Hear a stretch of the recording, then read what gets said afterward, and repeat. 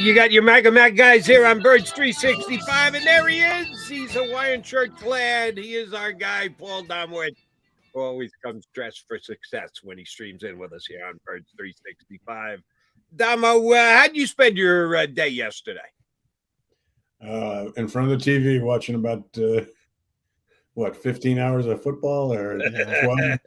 I tried to watch the Giants, early, just to get some intel because they're in the NFC East. But yeah, I had to tap out of that pretty quickly. Go to Minnesota Buffalo. That is a rough watch, but you got to give the New York Giants credit. They keep winning games. They're running Saquon Barkley into the ground. I'm impressed by that team. What do you think? Well, Jody and I were talking about it, Dama. Before the season, I think we all assumed the AFC was better than the NFC pretty significantly. I'm not sure that's the case now. No, especially when you see the flaws in some of the teams, like even Buffalo yesterday, when Josh Allen just gets careless with the football and, a couple of injuries. Chargers, I thought were going to be a good team, and they lose Keenan Allen and Mike Williams, and suddenly they're very ordinary. Yeah, I mean, I think you're right. Oh, by the way, the Giants have beaten Tennessee, who's got 2 or 3 losses. Three. Up to 7-3 now. Yeah. The Packers, who, because Aaron Rodgers kind of woke up in the second half. The Packers are back in it.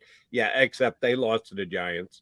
They beat the Ravens, who are a damn good AFC team too. So say what you want about the Giants. Yeah, Daniel Jones still isn't a franchise quarterback as far as I'm concerned, but they just know how to win games, and they're a very well-coached team. Brian Dable's not only done a good job himself, but put together a real nice staff for that Giant squad. Yeah, and I mean, this is what I know about Daniel Jones. He hasn't thrown an interception since 2015, I think.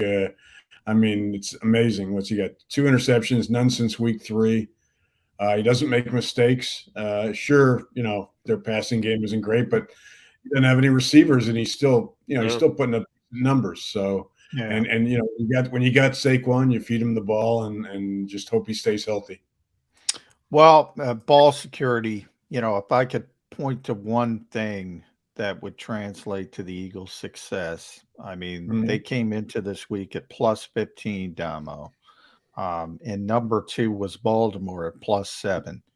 That is lapping the field, as they say. And one of the things, and I talked about, you mentioned Josh Allen.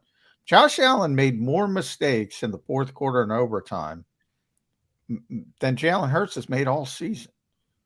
Can that continue? We brought that up with Nick a lot last week. And this organization, and rightfully so, they hate when you bring up the term luck. And I use the term random. There's got to be a regression to the mean, doesn't there? With the turnover situation? I mean, I think the difference there is the mentality of the 2 quarterbacks. Josh Allen has somehow gotten lost in a fantasy that he is Superman and he can do anything regardless of whether he's playing with a URL strain in his elbow or not. Gets reckless. Jalen is a very smart quarterback. He knows his limitations, but he knows what his strengths. And, he'll take opportunities when they're there, but he's not going to be careless with the football as we've seen this year. All right, Damo, these 2 teams have already met once this season, Commanders and Eagles. It was 7 weeks ago, and the Commanders team has certainly changed because they've made a change at quarterback. Tyler Heineke in for Carson Wentz. But they played better football as well, had won 3 in a row before losing late last week to the 9-1 Vikings. What is the difference in the challenge for the Eagles? I don't know how much the Eagles have changed from week 3 to week 10 because all they do is find ways to win football games. But what is the biggest difference in the Commanders? If it's quarterback, please say so. But what is the difference between this team and the one the Eagles handled more easily early this year? I think the defense is playing much better. They haven't allowed more than 21 points in their last 5 games. they're sacking quarterbacks. They're a tough out defensively. The problem, Heineke is giving them some energy on offense, but it's still a very limited offense. They're not going to score a lot of points unless you help them with turnovers. So, I think that's going to be the key for the Eagles tonight. They just need to continue to not turn the ball over, play smart, and they'll be fine. There's just no way. They're not going to score a lot of points tonight. I don't think not many more than they scored in the first game. It's just a matter of not helping Washington score too many. Yeah, I'll take one better, Tomo. The defense hasn't given up 17 points since week 1 because that Jacksonville game you had the pick 6. So I mean they are playing at a level number 3 overall. Ironically, the Eagles are number 3 offensively overall. Mm-hmm. It seems like everybody knows the Eagles' offense is good, but they don't know the defense is good. Why do you think that is? It's a good question. It's not overpowering. I watched Tennessee not this past week, but the week before. You saw in 5 minutes you didn't want to play them. I mean, if you were an offensive player, I mean, they're just physical. They were hurting people, and I don't think people are to that point with the Eagles yet. They respect them, but I think you look at them and you think, well, look how many yards they gave up on the ground to this team, or how many tackles they're missing. The secondary is good, but is it how good is it? I think that's why people are slow to. But I mean, the bottom line is the points you allow, and they're not giving up many, and the takeaways are phenomenal. So that's all you can ask. I mean, Jonathan Gannon's done a terrific job with this unit. Speaking of points allowed, will the Eagles take a chance and give up some points early on because they decide to defer when the coin is tossed? Well, they're going to defer. Yeah, 2 things Jody. The Eagles are going to win the coin toss because they always do. 7-1. They're going to defer. Yeah, that's part of it. And by the way, Coach Sirianni, if you're watching, I'm with you tonight. I would defer as well. It just bothers the snot out of me that it's automatic. You don't even have to look. I watched it yesterday. I think it was one of the overtime games, either Buffalo, Minnesota, or Dallas. Well, you take the ball in overtime. The referee looked to the sideline to see what the coach said. Didn't ask the captains who were out there. He's going right to the source. They don't even bother looking to Sirianni. As soon as the coin toss goes up and it comes up, the Eagles like, all right, which way do you want to kick? So that does bother me that it's just such an automatic that there's no thought given to it. But if I win the coin toss tonight, I'm going to defer as well. And it's worked pretty well for them. I mean, they're not giving up points on the first possession, and they are starting to score on that first possession in the third quarter. So the strategies. Damo, hate to correct you, but the Houston went right down the field against them. Yeah, lost the coin toss, deferred the first time, and there you go, Texans. Now they won the game, but the Texans did kind of march it right down the field against them. That was a rarity, though, Jody. I believe it was only the second time this season anybody scored on them on that first possession. Yeah. They've done a good job with it. Real quick, guys, the Commanders are not activating star pass rusher Chase Young. Chris Russell was right. Yeah, but they could have. So I was right as well. You do have until Monday because the league shuts down the transaction wire on Sundays. But I want to talk about that defensive front, Damo, because that to me is the most impressive part of the Washington team. How good is it? I talked to Nick Sirianni before week 3. He said it was the best front they were going to see. Jason Kelce said the same thing. Is that a concern, especially for a team that's played 3 times? This shocks me, by the way. 3 times in 29 days. This will be 3 times in 29 days this team has played a football game. Any worry about that defensive front? I wouldn't say worries. I'd say respect, concern. I mean, you're aware of how good they are. But, you're countering with one of the best offensive lines in the league. So, I don't think it's something that's going to be a huge advantage to Washington. But again, it's the strength of their defense, and it's the strength of probably their entire team. So you have to be aware of it. You have to account for it. If anybody's getting taken advantage of early, like, or somebody gets hurt, you've got to have a kind of a plan B with how, switch to maybe 12 personnel and give your tackle help if you end up with Jack Driscoll out there. But no, I wouldn't say a worry. But again, like you said, it's a very good part of Washington's team. How much of a disadvantage, if at all, are the Eagles tonight? Sans Devonta Maddox, their starting slot corner, who's been very good again this year, got the contract extension during the offseason, deservedly so. Him coming out of the lineup, going to be out at least this week with the hammy. Does the Commander try and target Josiah Scott against them with the way the other two Eagle cornerbacks have played this season? How big a loss is that for the Eagles tonight with Maddox out of the lineup?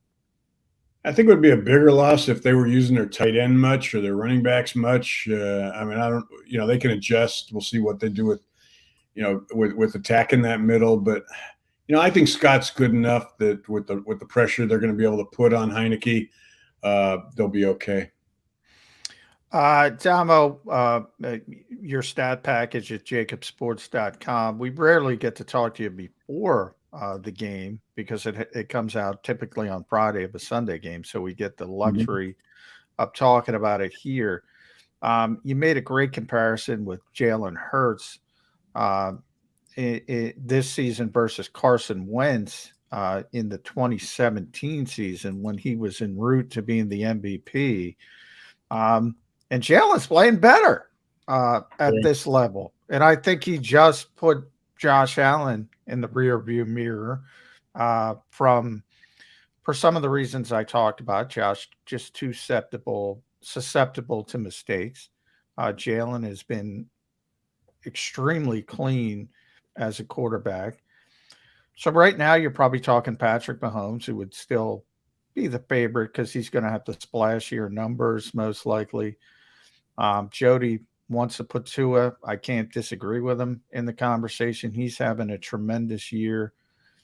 It's become a quarterback award, but Jalen Hurts is playing at an MVP level. Is that fair to say? Yeah. Well, it's funny. Last week they asked us to. I think there's 6 or 7 people on the 33rd team staff that are voters for the AP All-Pro and special awards, including myself and Bill Polian and several writers.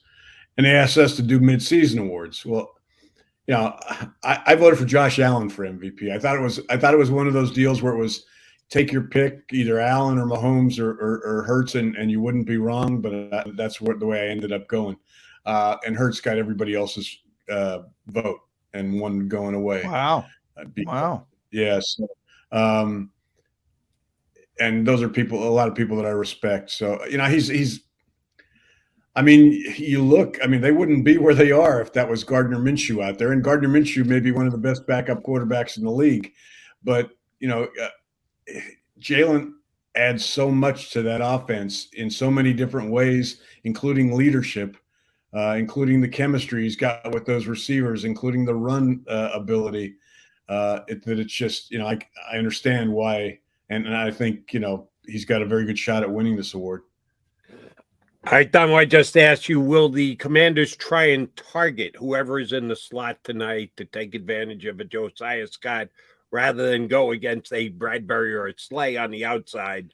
Well, I asked you the same thing about the Eagles because Kendall Fuller got his lunch eaten last time these two teams played by Devonta Smith.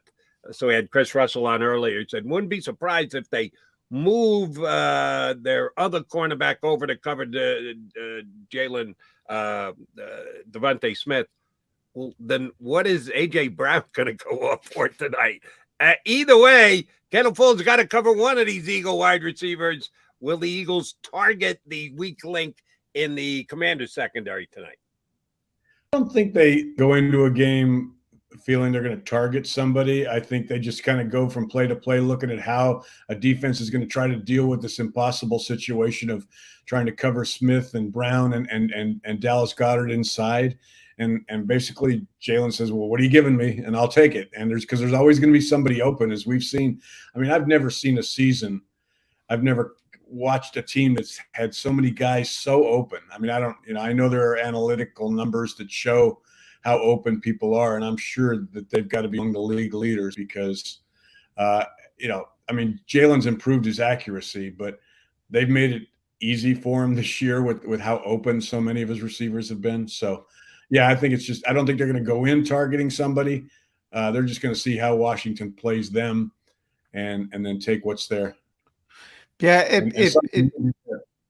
it's kind of interesting because I think A.J. Brown has been sort of the final domino, the final piece that put everything into place. It's just the reverberation of Devonta Smith being a 2 but not a 1, and Dallas Goedert being that second option as a receiver.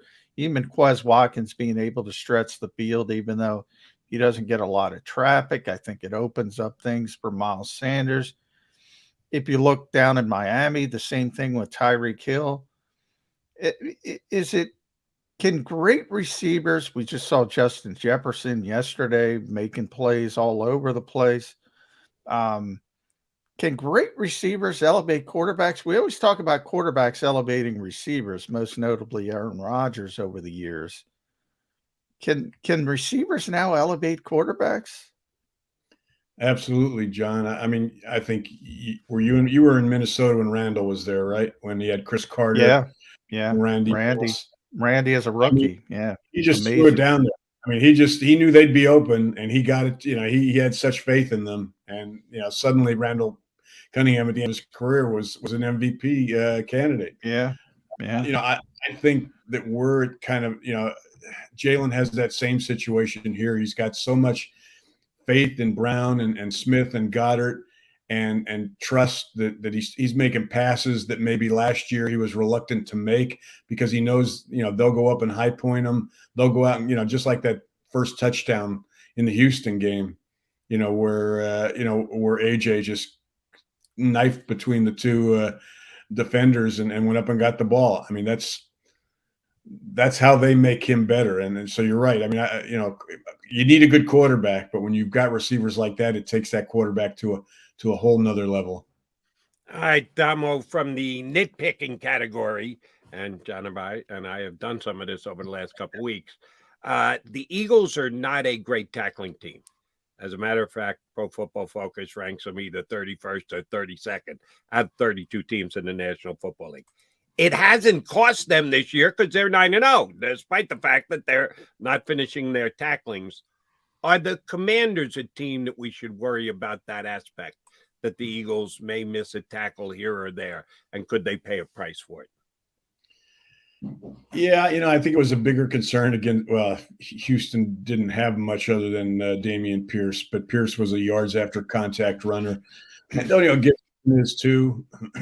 I think part of the problem with the Eagles and the missed tackles is they've been going for too many strips. It's kind of affected how they tackle. They're not wrapping up. It was especially I noticed it a lot with Avonte Maddox in the Houston game. But I don't think it's going to be a concern. I'll be interested to see if Washington can keep this game close. They'll certainly try to run it because without Jordan Davis in the middle, that seems to be a weakness right now for the Eagles. But I don't think the missed tackles don't seem to. They seem to when they have a bad week with them, it's like Jonathan Gannon gets everybody together and tells them to focus a little better on it this week, and they don't have as many. So I don't know how many they had in the first Washington game. I don't think it was, their numbers. That was probably their best tackling game. Yeah, that was probably their best tackling game was the Washington game. Well, Minnesota, they were okay too because they made the overcorrection. You're right. After Detroit, after the bad performance in Detroit, you tend to overcorrect a little bit. But to further that point, Damo, is it kind of a give and take? look, if you're going to be plus 15, you got to try to strip the ball. You got to try to make plays. If Except you're none going to of be a sound tackler. Yeah. The funny thing is, though, very few of their turnovers are coming off a stripped. They're coming off a quarterback strips. Yeah. But they're not stripping very many ball carriers. They're coming off interceptions or strip fumbles, strip sacks. Yeah, Hassan Reddick, but it's like swimming with the sharks sort of mentality. Like they're trying to take the football away versus if you have like really sound tacklers who are just concerned, you're probably not going to turn it over that much. Yeah. Gannon's philosophy, though, and he said this when he brought that, started talking last year about the hits mentality, is the first guy in is supposed to wrap up. The second guy is the guy is a stripper. Yeah. They're kind of jumping the gun sometimes. Before they got a guy tackled, they're just trying to rip the ball out because, for one thing, they're 8-0. There's a confidence factor where they think they're kind of unbeatable right now. And so you get a little bit careless, as we saw, it's the same thing that's going on with Buffalo and Josh Allen. Your success level reaches a point where you kind of think you're Superman, not going to make mistakes. And you find out that no matter who you're playing, whether it's Houston or Tennessee or whomever, you can make mistakes that can cost you games. Confidence level is good, but you're right. It can come with a price. It hasn't bit the Eagles in the butt yet this year. The Commanders aren't a team to make them pay that price tonight, are they? No. I really like Tyler Heineke. I happen to be a big fan because he is such a rah-rah kind of guy, underdog kind of guy. But I realize his limitations. He's not going out and throwing for 350 tonight against the Eagles. You don't see any change in modus operandi tonight, do you? The Eagles are just going to continue to go out and do what they do and find a way to win this football game, right? Yeah. I mean, I think that the first loss is going to come to a team that can run the ball and that's got a physical defense. I mean, Tennessee fits the bill. Tennessee, yeah. I think they'll lose circled. Yeah, I think they'll lose one of the Giants games. Saquon's going to run wild at least once, and I don't think I just got a feeling that this isn't the year you're going to sweep the Giants. So, and that's good. I don't. If I were Nick Sirianni, and I would never admit this to anybody, but I don't want my team being unbeaten when we get to the playoffs. I mean, I would, if I'm him, I want. I just don't think that's a good, because then you're looking for that loss. A lot of pressure. A lot of pressure. Yeah, it is. It is. Just so natural. I think it would benefit them to lose at least once or at some point. And I think it'll be. Yeah, and I don't want to jump the gun, but all of a sudden, Coach of the Year Jeff Saturday is coming in with the Colts. He's playing the quarterback. He's allowed to play the quarterback that gives him the best chance, which Frank was not. And all of a sudden, Jonathan Taylor's back running for 147. Maybe Indianapolis is a little bit tougher than we realized there at least a couple weeks ago. Yeah, he's not coming in, right? That game's in Indy next. No, Indy. Yeah, that game's in Indy. I mean, Matt Ryan. The plus with Matt Ryan is he's going to be standing in a spot when the ball snapped, and that's where he's. Well, he had a 39-yard run yesterday, Domo. Did you see that? Galloping for 39. Yeah. He made a nice fake on the play and turned it back upfield. All right. One other thing I want to hit you with, Domo, before we let you run. I know this is upsetting to Eagle fans. The Dallas Cowboys are now 195-1 when they have a 14-point lead in the fourth quarter because they coughed it up yesterday against the Cowboys after having never lost a 14-point lead in the fourth quarter in their history. 195-0 until yesterday. Yeah, bad defense late. Dak had a couple opportunities to either run out the clock and or in overtime make a play. Oh, by the way, for the Cowboy fans out there, they did get screwed. The third down conversion in OT, CD Lamb, the defensive back was draped all over him, and they didn't throw the flag. So let me make that the question. Screw the Cowboys. I noticed this, and again, all three of us yesterday, nothing else to do. We watched football for 15 straight hours. Is the NFL lightening up just a little bit on the contact that corners are allowed to make on wide receivers because the pendulum swung so greatly over a 20-year period and making it all about offense and throwing the flag. You can't even touch it, the wide receiver past the 5 yards down the line. It seems to me over the last couple of weeks, they've let some hand playing come into play and let there be a little defensive contact between the D-backs. Do you think that's a conscious decision the NFL has made if I'm seeing what I'm seeing? Yeah, no, I think it depends on the crew. Yeah, I mean, there are just some crews. I can't remember who I was talking to a few years back. One of the Eagles corners who basically said, like he spends the pregame trying to get to know it, like basically chatting up the official that's going to be that's going to be making those calls and trying to get a sense of, besides what they've looked at in their background from the previous games, as to whether they're going to let a lot go, whether they're going to call it tight. Sometimes they get that right, sometimes they don't. But I think it varies. I don't think the league has said anything per se. I think the only thing the league has said with respect to the game is don't let our quarterbacks get hurt because we need them for the ratings. Yeah, Justin Herbert got whacked, but I thought that was bad. He was a runner on that play. Now called a penalty, but I don't think the guy should have got thrown out of the game. I don't. He doesn't have protection, but he's a quarterback, so they threw him out of the game. Yeah. If that's a running back, there's no way he's thrown out of the game. Yeah, when I talked to Troy Vincent a couple of weeks back for a Q&A, he claimed, he was being like, we're not, yes, we are protecting the quarterbacks, but once they're runners, all bets are off. I don't believe that. But Troy made that decision, by the way, Domo. You got to get him back on the horn because he made that decision, and he doesn't make that for a running back. I guarantee you that. Yeah. So, but I will say the Minnesota Buffalo, they were letting them play, especially in the red zone. And I think Jefferson might have had 250 if they were calling holding, and they weren't calling it. So I think it's just the crew in that particular day. But they were doing that both ways. So Minnesota was really physical in the red zone as well. And I like that. That adds to the entertainment of the game. You get those ticky-tack illegal contact penalties. That to me is awful, especially when you play good defense and all of a sudden the 3rd and 15 turns into a first down because of a ticky-tack illegal contact.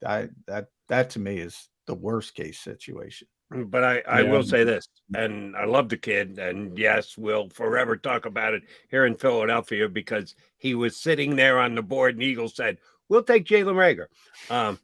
Jefferson complains about every pass. Every single time he's covered, receiver. He turns to the referee and goes, he is interfered with every single time he goes into the pattern. He is the biggest complainer. By the way, the Eagles deserve criticism. Don't get me wrong. But can we also criticize Las Vegas and Denver and even Dallas? Because they took receivers and none of them are as good as Justin Jefferson. So everybody looking for a receiver. In Las Vegas, I mean, they took Ruggs. It's not their fault that he did what he did, but he wasn't going to be that player. Jerry Jeudy's not that player. CeeDee Lamb's a good player. He's not Justin Jefferson. The Eagles deserve a lot of criticism, but don't those other teams deserve criticism? True. That's very true, Jay. Yeah, absolutely. Yeah. It's just that he was there. They needed him. And the thing about Justin Jefferson is, first of all, the reason a lot of teams passed on him was because they thought he couldn't slot receiver. He never even plays the slot. He's the best outside receiver in football. Exactly. Yeah, that's it. And he had done that the year before at LSU. I mean, the year they won the national championship, they moved him inside and Burrow just lit it up, throwing to him inside. But they watched film for more than 1 year. I mean, didn't know, he's outside now. I got a question for you, Damo, that when we have you on again in a couple weeks, I'll ask you to answer after you get your answer for my question.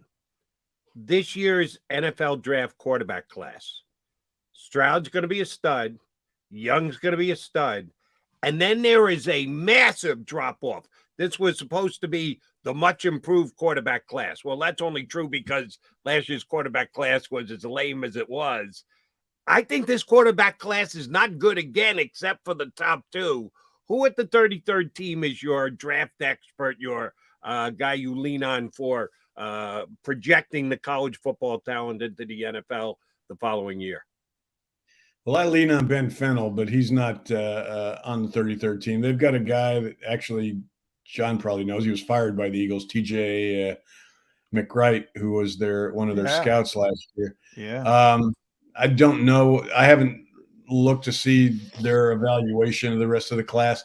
I think a few of those guys are going to end up being a lot better. Oh, they'll get pushed up. They'll get pushed up. Although last year nobody got pushed up. Right. Yeah, it's weird. I remember 2 years ago, people remember Spencer Rattler, Spencer Rattler was being talked about if he came out potential as number being one the first pick in the draft. Yeah. Now I don't know where the hell he is on the board, but it's nowhere close to being the first round. Yeah, all those guys: Will Levis, Tyler Van Dyke, Anthony Richardson. None of them are starters in the NFL. There are two guys that deserve to go in the first round, and that's it. So do me a favor, put a call into you two guys. So when you have you back on in a couple of weeks, you go, Jody, what the hell are you talking about? Or yeah, Jody, my guys agree with you. It's this great quarterback draft is supposed to be, which again is very good news for the Eagles because they're not thinking about taking a quarterback. They have their quarterback. They don't have to worry about fishing in that pond. Oh, by the way, pond looking that much better because with the Saints loss yesterday, the fourth pick in the draft. That's the Saints, man. Oh, what an awful self-evaluation Mickey Loomis made of his team. Awful. Yeah. I thought he got too much credit when they were good, and he not enough blame when they're bad like this. I mean, that was a Sean Payton team. Mickey Loomis was always along for the ride, and now with the pressure on him, he can't perform. Yeah, which is good news for the Eagle fans because, the Eagles have 2 first-round picks. One of them right now is 32nd overall because they're 9-0. The other one is the 4th pick of the draft because of the Saints. Domo, great stuff. Always a pleasure, my friend. You catch him at 33rdteam.com. And specifically, make sure you get over there today, JAKIBsports.com, for his stat pack before tonight's game between the Eagles and the Commanders. Domo, thanks for getting up with us this morning. We'll get you back in a couple weeks, big guy. Thanks, guys. Good talking to you. Thanks, Domowitch,